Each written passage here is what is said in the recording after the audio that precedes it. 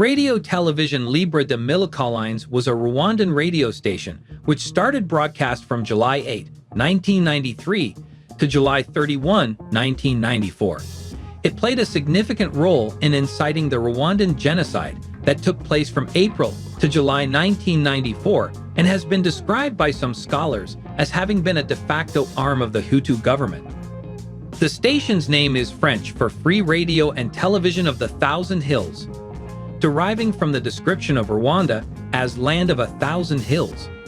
It initially received support from the government-controlled Radio Rwanda, which initially allowed it to transmit using their equipment.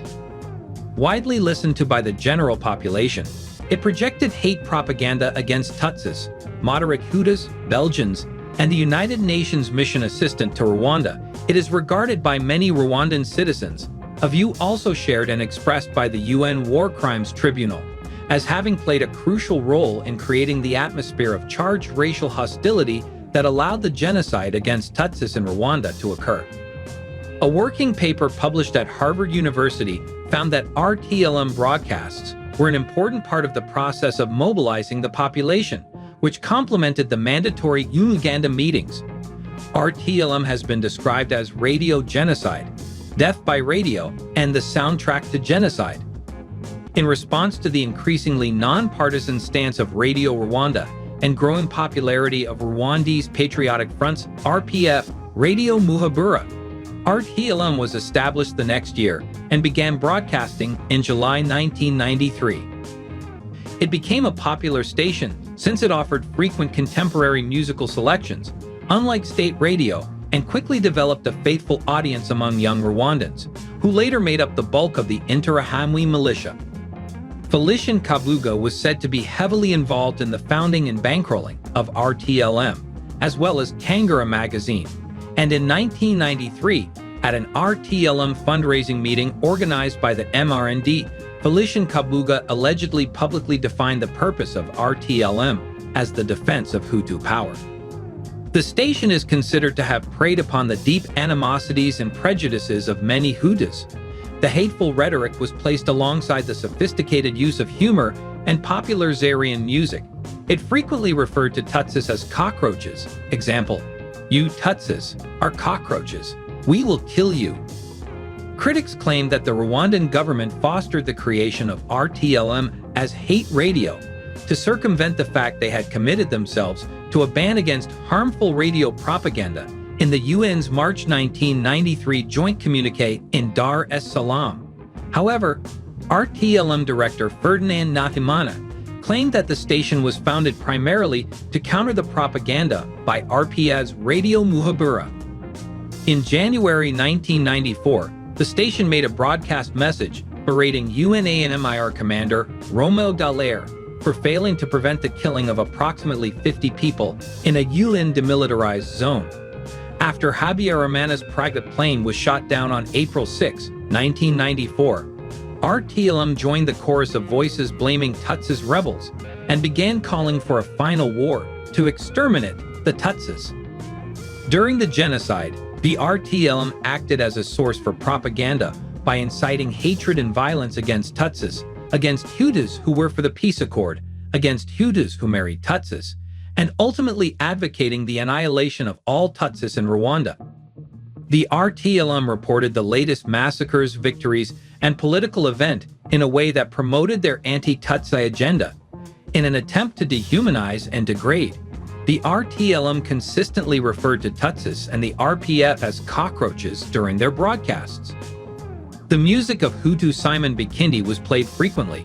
Of course, he had two songs, Beni Sebahinzi, Sons of the Father of the Farmers, and Nanga Abahutu, I Hate Hutus, which were later interpreted as inciting hatred against the Tutsis and genocide.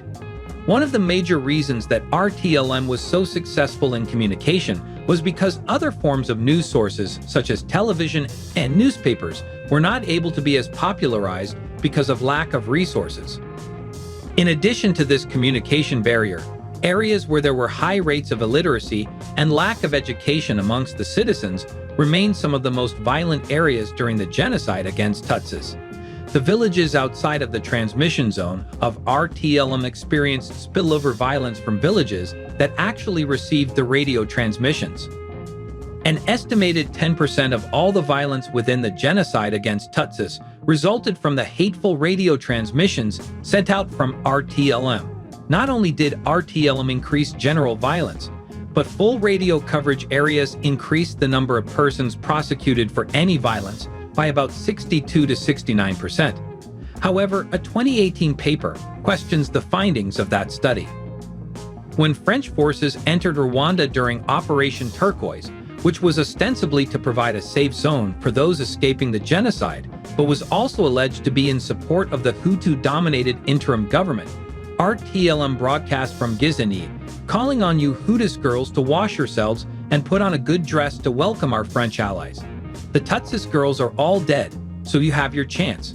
When the Tutsi-led RPF army won control of the country in July, RTLM took mobile equipment and fled to Zaire with Hutu refugees. Cantano Habimana, popularly known as Cantano, was one of the most prominent animators in terms of airtime. He was notorious for his inflammatory broadcasts, calling on those with guns to immediately go to these cockroaches, encircle them, and kill them. We also would like to take a look at the individuals involved with the radio station. Valerie Bemariki, the only female animator at the station, who had a distinct approach to her violent rhetoric. Unlike Cantano, who advocated for the use of firing squads, Bemariki urged listeners to not kill those cockroaches with a bullet, but to cut them to pieces with a machete. Sheesh. Her calls for machete violence were particularly chilling. Noel Hidimana was previously an animator at Radio Rwanda, but was fired after an incident where he insulted President Juvenal Habyarimana on air while intoxicated. Despite this, he found a role at the station where he continued to broadcast. George Raju, a white man from Belgium of Italian descent, despite his non-Rwandan origins, he preached Hutu power and urged listeners to kill Tutsis, ominously stating that graves were waiting to be filled. Frajuold Karamira, the vice president of the MDR, formerly known as the Hutu Power, gave daily broadcasts encouraging the mass murder of Tutsis and oversaw roadblocks where massacres occurred. Karamira was executed in 1998. Ferdinand Nahimana, the director of the station. Nahimana joined the station after being fired from Radio Rwanda in 1993. Jane Bosco Barayagwiza, the chairman of the executive committee, was an important political figure who served as policy director within the Ministry of Foreign Affairs at the time of the Rwandan Genocide.